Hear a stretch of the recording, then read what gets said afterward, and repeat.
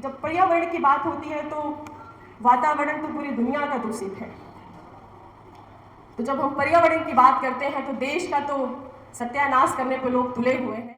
हमारे देश के प्रधानमंत्री यहाँ से कुछ किलोमीटर की दूरी पर संसद भवन में बैठकर कहते हैं कि ये अमृतकाल चल रहा है, देश विश्वगुरु बन रहा है और देश की राजधानी गैस का चैम्बर बनती जा रही है। दिल्ली के लोगों को साफ हवा प्रधानमंत्री उपलब्ध नहीं करा पा रहे हैं और कह रहे हैं कि हम भारत को विश्वगुरु बनाएंगे। पूंजीवाद और समाजवाद की ये लड़ाई है। अगर पूंजीवाद को अगर इस देश से और दुनिया से कोई उखाड़ फेंक सकता है, वो समाजवाद उखाड़ के फेंक सकता है। आम आबादी रोजगार से वंचित है, वही आबादी शिक्षा से भी वंचित है। तो दोनों का विकास तभी संभव है जब हम शिक्षा को बढ़ाते हुए रोजगार से जुड़ते हुए देखें। आज के टाइम पे डिग्रियां बढ़ती जा रही हैं और रोजगार की कमी होती जा रही है। डिग्रियां बढ़ रही हैं और नौकरियां कम हो रही हैं। तो ये एक सिर्फ आर्थिक विषय नहीं है। कई लोग बोल देते हैं तो आर्थिक समस्या।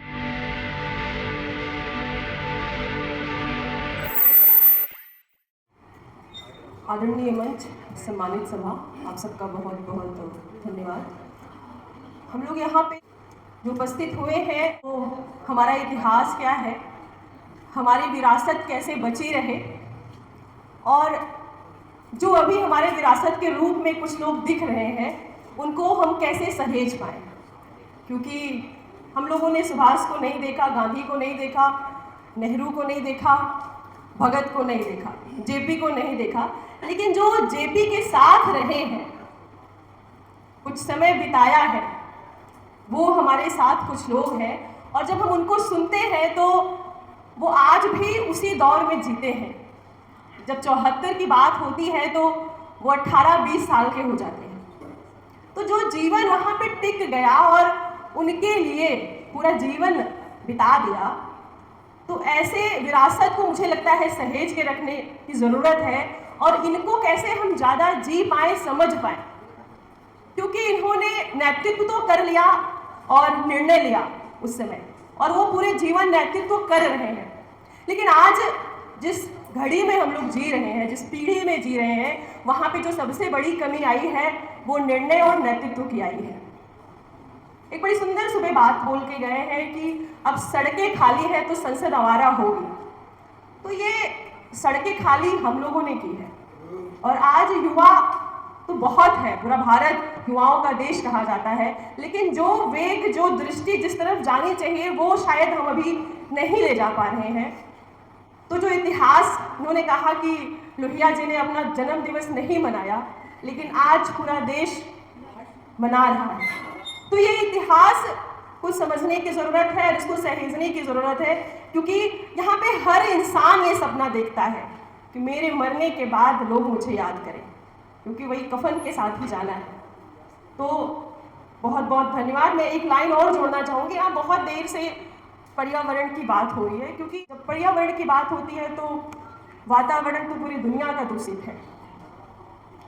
तो जब हम पर्यावरण की बात करते हैं तो देश का तो सत्यानाश करने पर लोग तुले हुए हैं। पर्यावरण की बात करें तो हम शायद 3-4 पीढ़ी मिलकर के जितने लोग बैठे हुए हैं इस देश को गंदा करें, पर्यावरण को गंदा करें, शायद 1 या 2 कंपनी 2 घंटे में गंदा करती है। तो जब हम पर्यावरण की चर्चा करें तो उस कंपनियों को बैठा के रखें और उन कंपनियों को नसीहत दें जो हमारे शरीर में, हमारी सांसों में जहर घोल रहे हैं। बहुत बहुत धन्यवाद। बहुत धन्यवाद आदरणीय अध्यक्ष जी। सबसे पहले आज मैं देश की आज़ादी के महानायक शहीद आजम भगत सिंह जी को उनकी शहादत दिवस के अवसर पर उनके श्री चरणों में अपनी श्रद्धांजलि अर्पित करता हूं। इस देश में समाजवाद के विश्वविद्यालय के रूप में स्थापित डॉक्टर राम मनोहर लोहिया जी को भी उनकी जयंती के अवसर पर मैं उनके चरणों में अपनी आदरांजलि प्रस्तुत करता हूँ। पर्यावरण की समस्या हमारे देश और समाज के लिए जितनी संवेदनशीलता का विषय होनी चाहिए थी, उतनी ही संवेदनहीनता का विषय होती जा। हमारे देश के प्रधानमंत्री यहाँ से कुछ किलोमीटर की दूरी पर संसद भवन में बैठकर कहते हैं कि ये अमृतकाल चल रहा है, देश विश्वगुरु बन रहा है और देश की राजधानी गैस का चैम्बर बनती जा रही है। दिल्ली के लोगों को साफ हवा प्रधानमंत्री उपलब्ध नहीं करा पा रहे हैं और कह रहे हैं कि हम भारत को विश्वगुरु बनाएंगे। दिल्ली के 40% लोगों को पीने का साफ पानी उपलब्ध नहीं हो पा रहा है और प्रधानमंत्री जी कहते हैं, भाजपा के लोग कहते हैं कि अमृतकाल चल रहा है। यमुना की स्थिति आज ये हो गई है कि यदि आप यमुना में गिरने वाले नालों को देख लें तो आपको ये लगने लगेगा कि अगर नाले गिरने बंद हो जाएं तो कहीं यमुना का पानी सूख न जाए, इतनी भारी संख्या में नाले यमुना में आज गिर रहे हैं। जब 2014 में नरेंद्र मोदी जी बनारस से चुनाव लड़ने गए तो कहा कि भाइयों और बहनों, हमको मां गंगा ने बुलाया है, इसलिए हम गुजरात छोड़ करके बनारस चुनाव लड़ने आए हैं। और जब चुनाव जीते तो इन्होंने नमामि गंगे योजना कहा कि हम गंगा को साफ करेंगे। इस देश के गरीबों, किसानों, टैक्स पेयर्स का लगभग 10,000 करोड़ रुपया नमामि गंगे योजना के नाम पर भारतीय जनता पार्टी के नेताओं और भ्रष्ट अधिकारियों की जेब में गया। गंगा की स्थिति जैसी पहले थी उससे भी ज्यादा बदतर होती चली गई।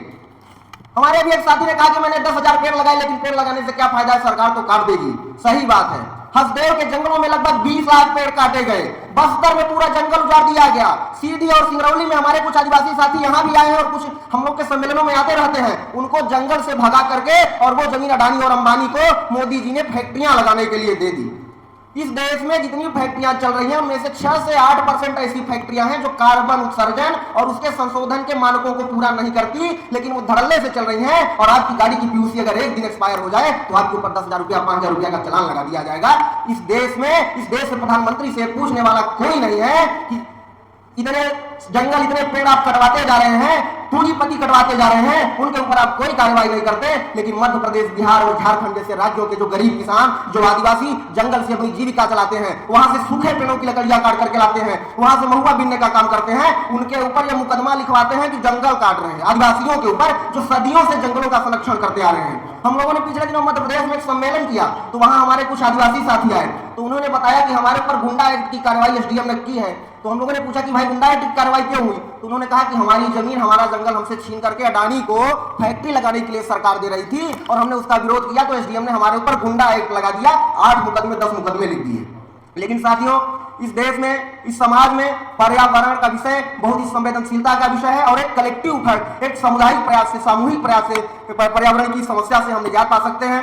हम समाजवादी लोग, आज शहीद आजम भगत सिंह का शहादत दिवस भी है, लोहिया जी की जयंती भी है। मैं कुछ लाइनों के हवाले से इस देश को आश्वस्त करते हुए अपनी बात समाप्त करूंगा कि हम बचाएंगे, सजाएंगे, संवारेंगे तुझे।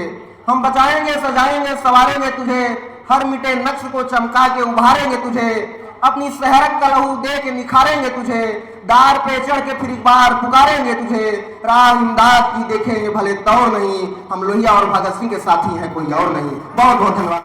जिंदाबाद। आज शहीद आजम भगत सिंह की शहादत दिवस पर और डॉक्टर लोहिया के जन्म दिवस के अवसर पर समता सम्मेलन में आयोजित सभी साथियों का हार्दिक स्वागत, वंदन, अभिनंदन। ये सम्मेलन करने की हमें जरूरत क्यों पड़ी? मेरा विषय था कि मैं समाजवाद और डॉक्टर लोहिया और भगत सिंह के ऊपर बोलने बीच में ये सम्मेलन करने की जरूरत हमें इसलिए पड़ी है कि आज की वर्तमान चुनौती हमारे सामने क्या है। वो एक रास्ता समाजवादी रास्ता है जो इस देश में व्यवस्था को परिवर्तन करने के लिए, इस देश के युवाओं को, जिस प्रकार से शहीद आजम भगत सिंह ने अपना बलिदान दिया, उस प्रकार से इस देश के युवाओं को आगे आना चाहिए। उस समय ब्रिटिश शासन काल से भी ज्यादा अघोषित काल ये चल रहा है। अब मैं देख रहा हूं कि आजकल लोगों को बोलने की, विचार रखने तक की आजादी नहीं है। ये तो अंग्रेजों से भी ज्यादा बुरा हाल इस देश की सरकारों ने कर रखा है, इस व्यवस्था ने कर रखा है। इस देश के किसानों का क्या हाल है, मजदूरों का क्या हाल है, इनके बारे में आपको सोचना पड़ेगा। इस देश की महिलाओं का क्या हाल है। ये आएंगे, बहुत बड़े बड़े बातें करेंगे। ये लंबी बहुत लड़ाई है। अगर पूंजीवाद और समाजवाद की ये लड़ाई है, अगर पूंजीवाद को अगर इस देश से और दुनिया से कोई उखाड़ फेंक सकता है, वो समाजवाद उखाड़ के फेंक सकता है। तो इस आशा और विश्वास के साथ आप इस दिल्ली के समता सम्मेलन में युवा आए हैं। हमें भगत सिंह के विचारों को ले जाना है। भगत सिंह का विचार क्या था? लोगों को बोलने की आजादी हो, धार्मिक स्वतंत्रता हो, अभिव्यक्ति करने की आजादी हो, सभी को सम्मान पूर्वक जीवन जीने की आजादी हो।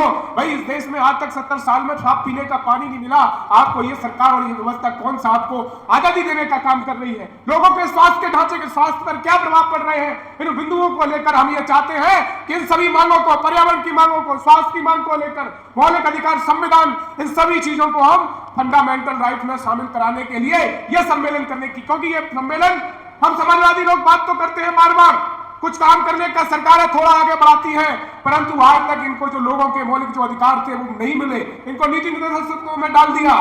तो मैं इस आशा और विश्वास के साथ चाहता हूं इस देश के युवा, क्योंकि युवा ही इस देश को बदल सकते हैं। और ये सत्ता सम्मेलन में भगत सिंह की आज शहादत दिवस के अवसर पर हमें यह प्रेरणा लेना होगी कि हम भगत सिंह और डॉक्टर लोहिया के समाजवाद और समानता के सिद्धांत को अगर आगे ले जाना है तो आगे आना ही पड़ेगा। इसी आशा और विश्वास के साथ मैं ज्यादा समय न लेते हुए आप सभी से मैं ये बोलना चाहता हूं कि आप भगत सिंह के शहादत दिवस के उत्सव पर संकल्प लीजिए और इस देश में अघोषित जो काल चल रहा है उसके खिलाफ इंकलाब होने के साथ साथ देश आज़ादी की व्यवस्था परिवर्तन भी करना है। इस आशा और विश्वास के साथ आपका बहुत बहुत धन्यवाद। आज हम लोग यहाँ पर लोहिया जी की जन्म जयंती और शहीद आजम भगत सिंह राजगुरु और जी की शहादत दिवस के रूप में आए हुए हैं। मैं आया तो अंदर एक पोस्टर देखा, बहुत ही मुझे इस बात की खुशी हुई कि तो राइट साइड में अगर हम सीधी रेखा खींचें तो यात्रा भगत सिंह से लोहिया तक आएगी। हमारी युवा होने के रूप में हम लगातार ये सोच पाते हैं कि हमें किन चीज़ों की ज़रूरत है। तो मैं भगत सिंह को पिछले कुछ दिनों में पढ़ रहा था, जब से मुझे कार्यक्रम की जानकारी हुई उसके पहले भी मैं पढ़ रहा था। तो उन्होंने लगातार क्रांति की बात की और युवाओं के बीच में क्रांति की बात की। भगत सिंह ने उन्होंने लगातार पढ़ने लिखने पर ध्यान दिया। मैं उनको पढ़ रहा था तो मैं जान पाया कि 20-22 की उम्र में वो लेनिन को पत्र लिख रहे थे। जब हमारे यहाँ लोग जो है दंगाई में व्यस्त रहते हैं, 21 तारीख की घटना है जब ईद का अवसर था, तो यही उत्तम नगर में इसी समाजवादी शिक्षा के अभाव में घटनाएं हुई कि लोग सड़कों पर उतर आए कि वंचित समुदाय के लोग ईद ना मना पाएँ। तो यही शिक्षा का अभाव है यहाँ पे। मुझे निश्चित तौर पे लगता है कि जिस शिक्षा को लोहिया चाहते थे, जिस शिक्षा को भगत सिंह चाहते थे, जिस शिक्षा को हम समाजवादी चाहते हैं, वो शिक्षा और वो रोजगार अभी तक नहीं मिल पाया। डॉक्टर लोहिया ने कहा था कि शिक्षा का सीधा संबंध रोजगार से होना चाहिए। हम शिक्षित हों तो इसलिए शिक्षित हों ताकि हम रोजगार कर सकें और अपना जीवन यापन कर सकें, क्योंकि तमाम आबादी रोजगार से वंचित है, वही आबादी शिक्षा से भी वंचित है। तो दोनों का विकास तभी संभव है जब हम शिक्षा को बढ़ाते हुए रोजगार से जुड़ते हुए देखें। उत्तर प्रदेश में 2017-18 के आसपास यूपी पुलिस में भर्ती हुई थी, तो ऐसा हुआ कि समाजवादी सरकार थी उस समय, शायद अखिलेश जी की सरकार में हुआ, मेरिट के आधार पर उन्होंने यूपी पुलिस में और जो शिक्षा मित्र थे उन लोगों को भर्ती किया था। तो तमाम लोग जो पेपर बेचने वाले लोग थे उस व्यवस्था के खिलाफ सड़कों पर उतर आए कि मेरिट के आधार पर आप जो है किसी को नौकरी नहीं दे सकते। तो मेरिट के आधार पर नौकरी देना ये लोहिया जी का सपना था, जिसे शायद समाजवादी सरकार ने पूरा करने का काम किया था। आज लगातार रोजगार को खत्म किया जा रहा है। मैं कल एक डाटा देख रहा था तो उसमें आपको जानकर हैरानी होगी कि 1951 में इस देश की संसद 160 या 62 दिन के आसपास चली थी, जबकि 2025 में ये संसद सिर्फ 62 दिन चली है। और ये बहुत ही गंभीर सच में है, क्योंकि 62 दिन अगर सरकार चल रही है, 62 दिन अगर संसद चल रही है, तो संसद चल किसके लिए रही है? क्योंकि वहाँ किसानों का मुद्दा नहीं रहता है, वहाँ बेरोजगारों का मुद्दा नहीं रहता है, वहाँ शोषितों का मुद्दा नहीं रहता है, वहाँ इस चीज़ का कभी मुद्दा नहीं रहा कि निचले तबके के लोगों को लाभ कैसे पहुँचाया जाए। इस सभागार में उपस्थित हमारे सारे साथीगण सबको नमस्कार सलाम। आज हम लोग उपस्थित हैं शहीद आजम भगत सिंह की शहादत दिवस को मनाने के लिए और डॉक्टर लोहिया की जयंती में। डॉक्टर भगत सिंह ने एक सपना देखा था आज़ादी के पहले समाजवादी भारत का, और डॉक्टर लोहिया ने वही सपना देखा आज़ादी के बाद। लेकिन उनके सपनों को हम कितना साकार कर पाए, मैं दुष्यंत कुमार की 2 पंक्तियाँ पढ़ के सुनाता हूँ। कहाँ तो तय था चरागा हर घर के लिए, आज चराग मैसर नहीं शहर के लिए। तो आज हम इस स्थिति में पहुँच गए हैं।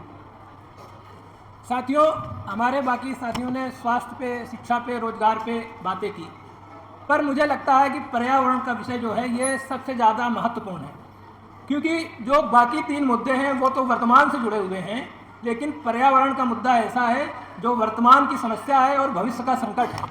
तो हम अपने आने वाली नस्लों को इस नरक में छोड़ के जाने के लिए सारी कोशिशें करने में लगे हुए हैं। मेरा एक प्रयास है आप लोगों के बीच ये बात रखने की कि पर्यावरण को बचाने के 2 तरीके हैं, एक संस्थागत और एक व्यक्तिगत। समस्या यह है कि दोनों ही प्रयास नदारत हैं हमारे समाज में और हमारी व्यवस्थाओं में। हमारे प्रोफेसर साहब अरुण जी एक बात कह गए कि पर्यावरण के संकट का जो मूल है वो पूंजीवाद है। इसमें कोई 2 राह नहीं है, क्योंकि पूंजीवाद कोई व्यवस्था नहीं है। मेरी समझ में पूंजीवाद एक सोच है जो किसी भी व्यक्ति में पनप सकती है। पूंजीवादी सोच के हम जितने भी हैं एटम्स की तरह हैं, we are just atoms and we all are participating in that system. तो जो हमारे व्यक्तिगत प्रयास हैं वो तो हम कर सकते हैं, जैसे कथनी और करनी में भेद नहीं होना चाहिए। मैं सोशलिस्ट पार्टी का सदस्य हूँ और अभी हमारी पार्टी ने हाल ही में ग्रीन पार्टी का अभियान शुरू किया है जो पर्यावरण से ही संबंधित है। जैसा कि शास्त्री जी ने 1965 की जंग के दौरान लोगों से कहा था कि हमारे यहाँ अनाज कम है तो लोग एक वक्त का खाना खाएं।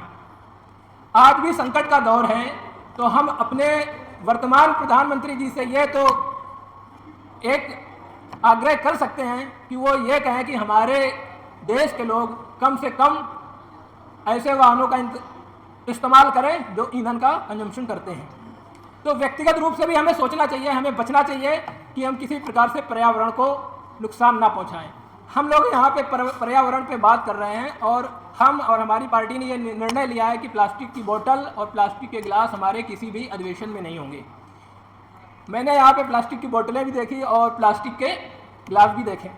हमें इन चीज़ों को समाज के सामने प्रस्तुत करना है कि हम उसमें खुद आत्मभूत हैं और हम उसके लिए संकल्पित हैं। अगर हम अपने आप में चीज़ों का सुधार नहीं कर सकते हैं तो फिर हमें दूसरों को प्रभावित करने का कोई जरिया नहीं बचता है। समक्ष उपस्थित अग्रज मनोजों को मेरा प्रणाम। इस प्रोफेसर की प्रक्रिया में हूँ और मैं जो झेल रहा हूँ वो शायद हर एक युवा जो इस आरएसएस की सोच से इफ्तिकार रखता होगा वो झेल ही रहा होगा। 2 दिन पहले मेरा एक सेंट्रल यूनिवर्सिटी में इंटरव्यू था, मैं देख के आया, इंटरव्यू बहुत अच्छा था, लेकिन कल जब रिजल्ट आया तो उसमें मैं नहीं था।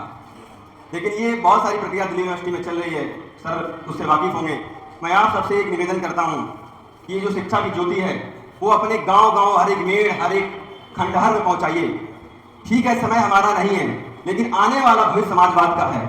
जैसा कि कहा जाता है कि 100 में 90 शोषित है, सुर तो ललकारा है और धन धरती और राजपाट में 90 भाग हमारा है।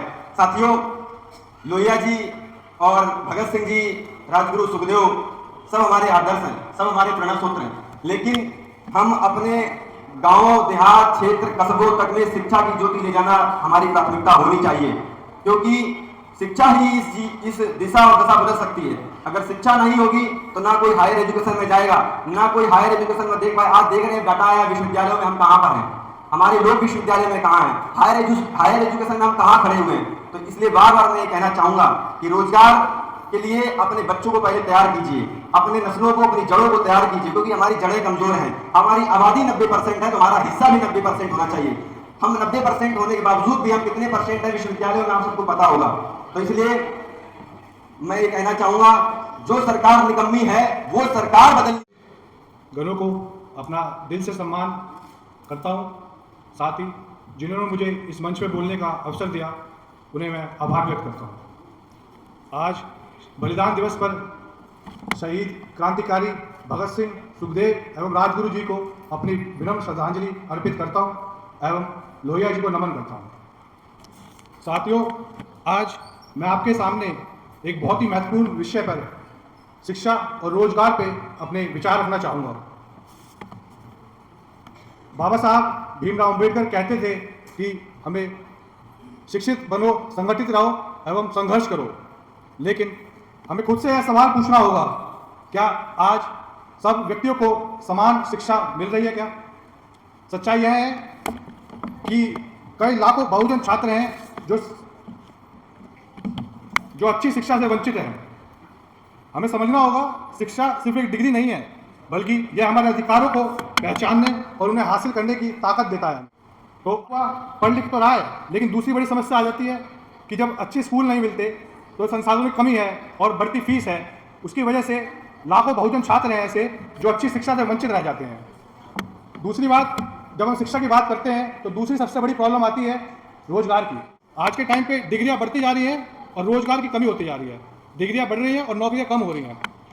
तो ये एक सिर्फ आर्थिक विषय नहीं है, कई लोग बोल देते हैं तो आर्थिक समस्या है, बल्कि मेरा ये मानना है एक सामाजिक समस्या है, जिसकी वजह से समाज में कोई अमीर अमीर होता जा रहा है, जैसे सर ने बोला भी, और गरीब गरीब होता जा रहा है।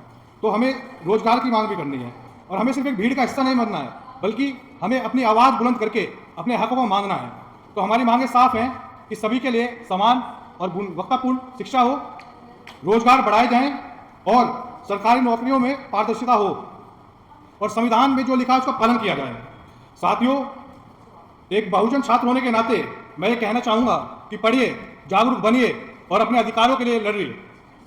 अंत में मैं बाबा साहब की 2 लाइन से अपनी बात को समाप्त करना चाहूँगा कि शिक्षा वह शेरनी का दूध है, जो उसे पिएगा वही दहाड़ेगा।